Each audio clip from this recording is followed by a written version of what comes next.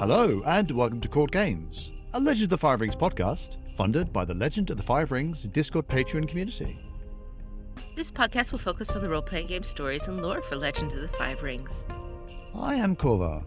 I'm Kikita Kaori, and we have a podcast for you. Today we are going to talk about sneaking and stealthing, and otherwise being a not very good samurai. It kind of depends. It depends on circumstances. We're thinking of doing a series looking into various mechanics of the game and how they can be used, how they can be enhanced, and stuff like that. And we're going to be starting with stealthing.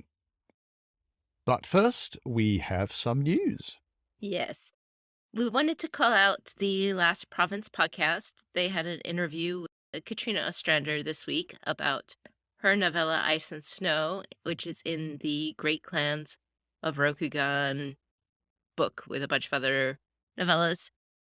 It was a good interview. It focused on her writing technique and research and why she made some of the choices she made. And for those who are familiar with the Last Province podcast, it's only an hour and a half long. That's nothing for Last Province. You can check that out if you like. In other news, the novel To Chart the Clouds by Evan Dickon is now out in paperback, ebook, PDF, and audiobook. It's an excellent novel, and if you've not been able to get hold of it up until now, I really recommend it. It gets both of our seal of approval. And we do have an interview with Evan from December, so we'll provide a link to that in our show notes so you can listen to us talk to him about it. But this week we were going to talk about stealth, and as I said earlier, maybe this wasn't approved activity for your samurai in general.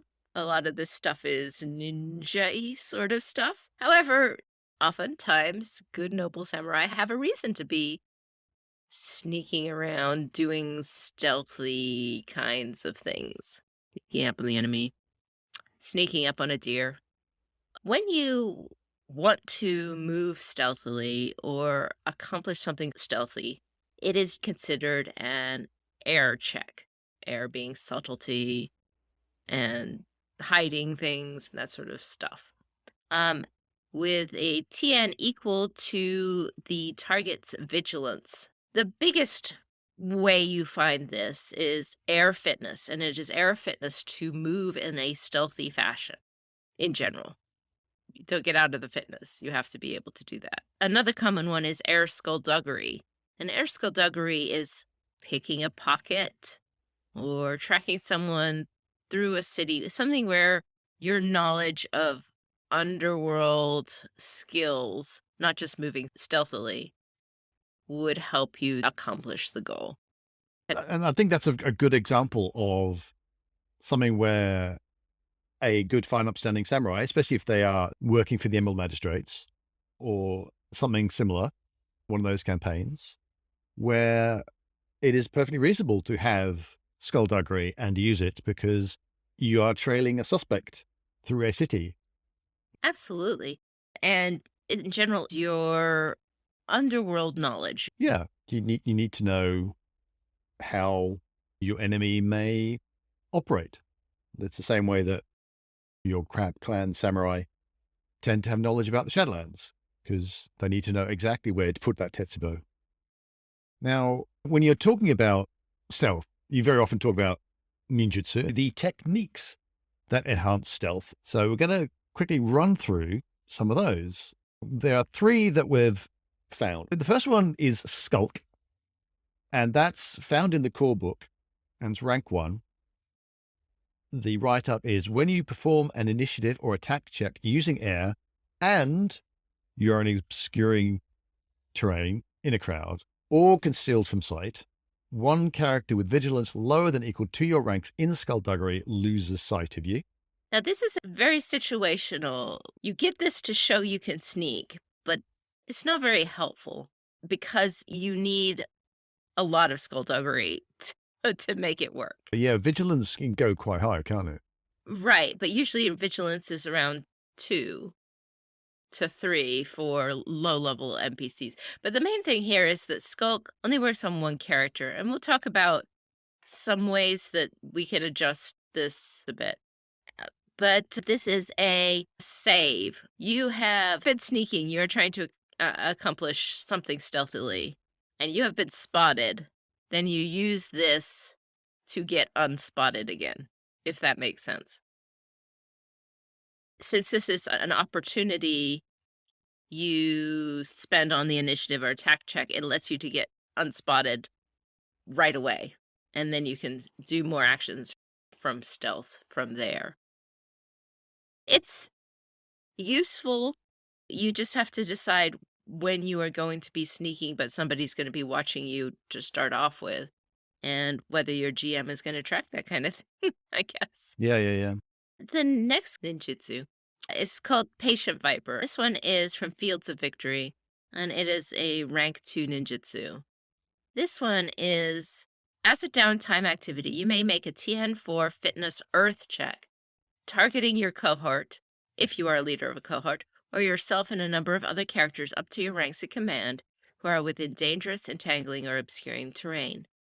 If you succeed, all targets become hidden and are not noticed by characters with vigilance lower than or equal to your earth ring plus your bonus successes. These hidden characters cannot be the target of attack actions. This effect persists until the end of your next turn, or until any target you have hidden performs an attack or a movement action. You can spend opportunities on this roll to reduce the target number of the first action or do it for additional rounds. So this is hiding in place, basically. This is quite good. It has bonus successes and your earth roll, albeit TN4. But you're probably going to have an earth 4 doing this if you're starting to do this anyway. So that's 4 vigilance. Less than 4 vigilance is pretty good.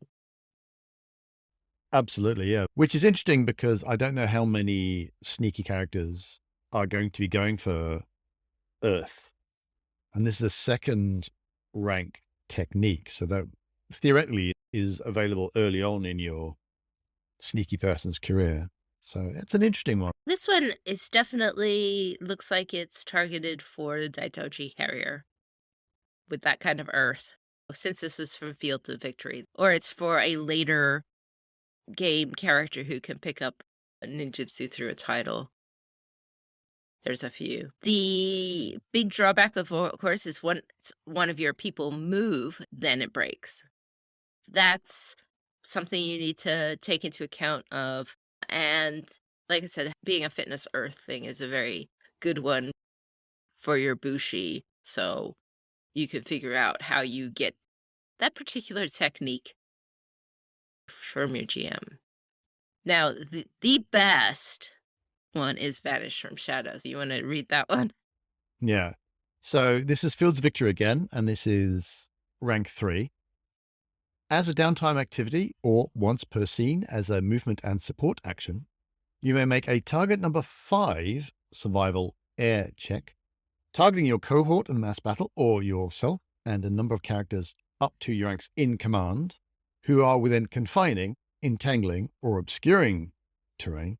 If you activate this technique in an urban environment or on the ocean, use skullduggery or seafaring instead. If you succeed, all targets become hidden and are not noticed by characters with a vigilance lower than or equal to your air ring plus your bonus successes.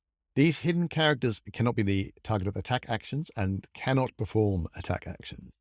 This effect persists until the end of your next turn or until any target performs an attack action. And you can add air opportunities to add strife for those outside the terrain, or to add to the target number to attack actions targeting each target by 2. So basically, if people are looking for you, you can make people paranoid that somebody is there and increase their strife because they can sense you're there but can't see you. Yeah, this is very similar to Patient Viper. The difference is you can do movement actions. It is harder to do. It's a TN5 survival air. But if I was going to pick one ninjutsu to get my whole party through sneaking all sorts of things, this would be it. If I could. If I was a high level character looking for, I want that one ninjutsu. Yeah, you got to be able to make target number 5 air checks. But it's a very powerful skill. Because now you're talking about vigilance lower than your airing, which is going to be 5 if you're doing this. At least 4, probably 5. Or bonus successes, which could take you up to 6, 7, depending on how many bonus successes you get on the roll. You can move all around. You're the only person who needs it. Your party doesn't need it as a whole. You can have any kind of schlubs in your party, and they can help you out. So it can go on skullduggery if you're all urban. It can go survival if you're out in the forest. I think Vanish in Shadows, I think, is the strongest of these hiding ninjutsu ones, and the most useful for parties that don't focus on that particular ability. Now, I wanted to talk about difficulties for all of these, because the TNs for all of these are based on NPC vigilance, okay? And do you check per NPC? You might have a pack of NPCs. Now, do I have to check against each NPC? Do I have to check against the highest NPC? What if there's lots of them? Is that harder to sneak past? It's much easier to sneak past 100 guards than it is to sneak past one elite guard. Which is kind of in genre, I have to say, but it can seem a little weird. It's the same difficulties to sneak past 100 low-level guards as to sneak past one low-level guard, too. So I was looking at this, and I think it felt like it was an awful lot of work for the GM to come up with the stats for all of these guards and think about separate checks in general. So I took a look at the rules for mass battles and fields of victory. I think a good way to deal with stealth is, instead of thinking about it as which NPCs, which guards are stationed where, break up a play area that you're working in into stealth zones. Stealth zones can vary by space. You could have the front lobby be a stealth zone, and then the back room be a stealth zone, and the servants' quarters be a stealth zone if you're going through a castle or something. Or they can vary by time. An area can start off being a low-level stealth zone. It's easy to sneak there. But then on a timer, for example, after your characters have been in the stealth zone for 2 actions, that increases the stealth zone up a notch. So now it's harder to sneak there because you're doing things and drawing attention, or the NPCs are drawing closer, or whatever it is. So they can vary in space and time. And instead of setting the vigilance, the TN, for an NPC, the stealth zone has a vigilance of its own. And that's your target number to do any stealthing things within that zone. Does that make sense? And as an initial cut, the vigilance for the zone could be the vigilance of an average guard for the zone. That's fine. But then you can increase it by modifying factors. If I put 50 more guards in that zone, that's going to increase that target number. It's going to increase the vigilance equivalent of the zone. And if it got hit with an obscuring terrain, maybe that decreases the vigilance number. Now, there are plenty of shuji that interact with vigilance. And if you have somebody who wants to lower the vigilance for a stealth zone to make it easier for people sneaking around in, then I would have the shuji able to interact with vigilance on the zone the way it would interact with people. So if you are using a shuji that lowers vigilance because you're just so fabulously fiery, then anybody who's in there is now paying more attention to you. And then people could go be sneaky and the TN is lower. If the flip was true, if you were increasing the vigilance of the zone, there's some shuji that do that, you would be basically saying, everybody look out, look around carefully, and they would be alert. And that would be your shuji that's increasing their vigilance, but maybe making it harder than for them to focus on what you're doing, because there's shuji that flip vigilance and focus. I just think that using this idea of stealth zones makes it easier than making individual guards. And then if a combat is going to occur because they've been caught, then you can pick how many guards come and they can deal with them. Another thing is if your PCs are guarding a zone, normally what happens is that the TN for the NPC to invade is the PC's vigilance, and there's a behind the screen roll for the game master to tell whether the NPC successfully invades, with the target number being the PC's vigilance. There's a problem with that, in my opinion, because it's hard to actively guard. It doesn't feel like I can do anything like I'm actively trying to guard here. It's your stat and the GM's rolling against it and the NPC comes or not, and you don't even interact with that. So taking this stealth zone idea a step further then, if the PCs are trying to guard an area, then I would say you allow the PCs to create a stealth zone of their own, which starts with the PC's base vigilance, or if you want the best PC's base vigilance, but then allow them to modify the zone using roles like tactics or skullduggery or survival. And most of these would be air, but I could see arguments to be made for some other skills to basically harden an area against stealth and increase the TN to access the area. So they are basically saying, I'm going to clear all the cover from around this area so people can't approach without us seeing them. That would be a air survival check, I'd say, to clear that all away. And then now the TN of the stealth zone inside the cleared area is higher than it would have been before. So that gives your PC something active to do, even though you're still rolling against base vigilance. Then maybe the NPC has to work at it too, and now he's got to use the smoke bomb to set up the obscuring terrain for him, or he's got to, whatever it is he has to do. So it's more cat and mouse. Yeah. Give the player something to actually do and feel like they're contributing. Yeah, absolutely. So that was it that I had for stealth. There are many scenarios where you could use stealth. Did we want to talk about honor losses or anything related to stealth? I think that in general, sneaking is okay. Sneaking where you're not acting like an honorable samurai Yeah. necessarily. It really does depend. Some people say any kind of use of stealth is bad and wrong, but it really does depend. If you're sneaking up on the enemy, like as you said previously, it's used in hunting quite a lot. If you're tracking someone through a city, that's sneaking and indeed skullduggery, and that can be a perfectly fine thing to do if you're part of law enforcement.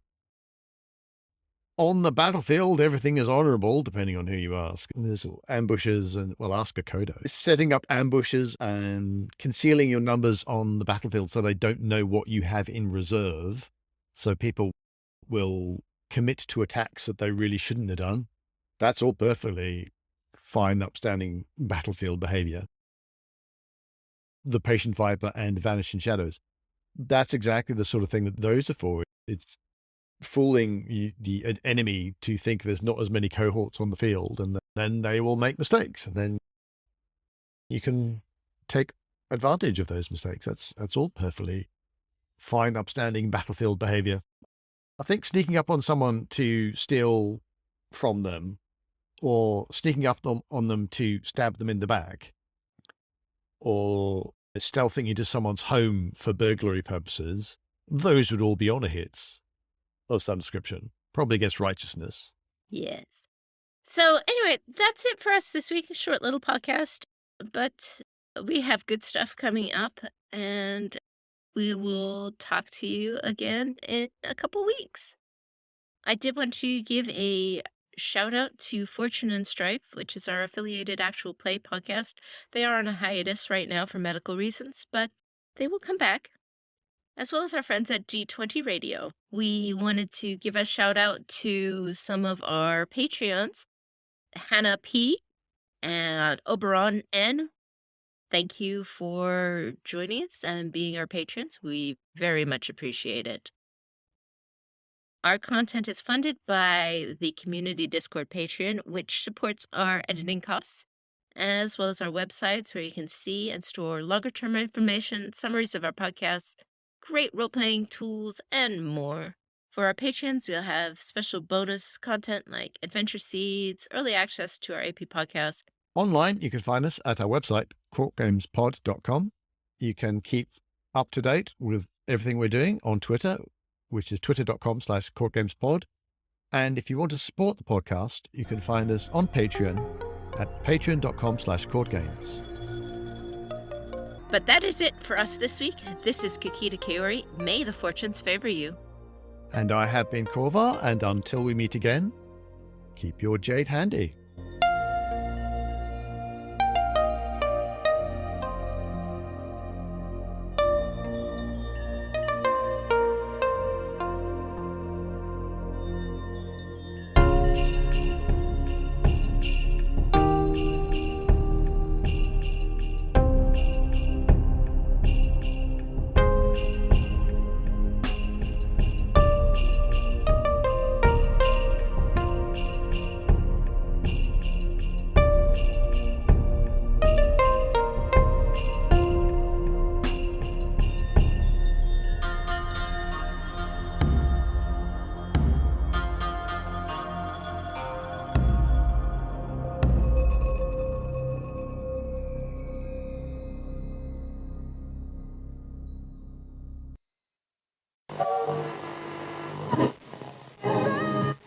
Correctly with the correct amount.